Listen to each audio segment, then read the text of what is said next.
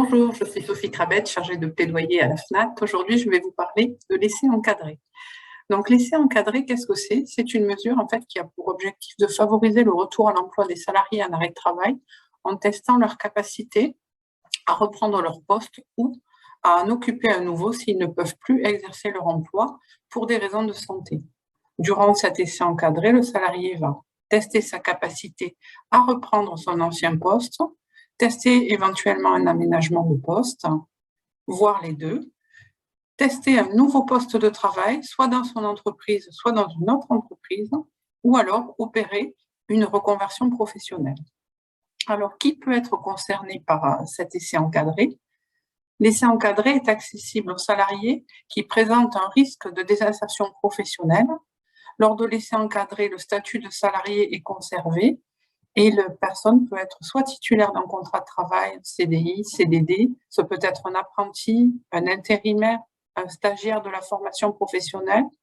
La personne peut être en arrêt de travail total ou partiel, c'est-à-dire en temps partiel thérapeutique ou en reprise de travail léger. Elle peut être et elle est indemnisée par la CPAM au titre de la maladie, d'un accident du travail ou d'une maladie professionnelle. Alors, où va se dérouler l'essai encadré? Alors, l'essai encadré va se dérouler obligatoirement pendant l'arrêt de travail de la personne. Il dure environ 3 jours et il peut être renouvelé de manière exceptionnelle et motivée. Le salarié peut bénéficier et peut effectuer son essai encadré dans son entreprise, dans une autre entreprise qui accepte de l'accueillir pour vérifier son projet professionnel, ou alors dans une autre entreprise qui est susceptible de l'embaucher à l'issue de son arrêt de travail. Et durant l'essai encadré, le salarié continue à percevoir les indemnités journalières de la sécurité sociale. L'essai encadré est soumis à l'accord des 3 médecins, c'est-à-dire le médecin du travail, le médecin conseil de la sécurité sociale et le médecin traitant du salarié, et à une visite médicale qui est réalisée par le médecin du travail de l'entreprise où travaille le salarié ou dans l'entreprise d'accueil du salarié pour vérifier la capacité de la personne à pouvoir effectuer cet essai encadré. Alors, comment peut-on être accompagné justement pour pouvoir bénéficier de cet essai encadré?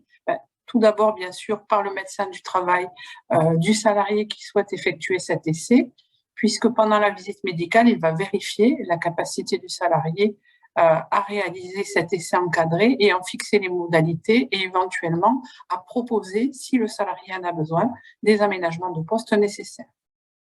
La personne peut être aussi accompagnée par Cap Emploi, qui négocie l'essai encadré avec l'employeur si l'essai a lieu dans une autre entreprise que l'entreprise d'origine et qui va faire un bilan avec le salarié, mais aussi avec le médecin du travail.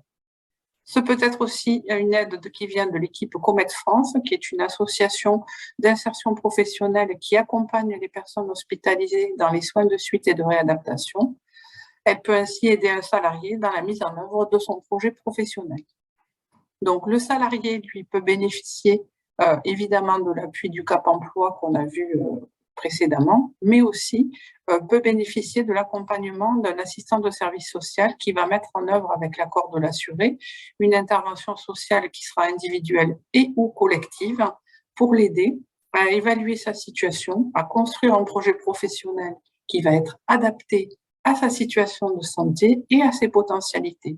Il va aussi informer la personne de ses droits, démarches et le conseiller vers des actions à engager durant son arrêt de travail et des dispositifs qui existent.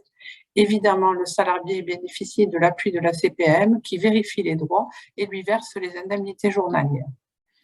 À noter qu'en cas d'accident du travail dans une entreprise durant l'essai encadré, l'entreprise doit rédiger une déclaration d'accident du travail, mentionner que la personne est stagiaire de la formation professionnelle avec le code risque 85.3 HA. Pour en savoir plus sur l'essai encadré, je vous invite à consulter le site de la CPAM ou vous rapprocher de votre Cap Emploi ou de votre médecin du travail.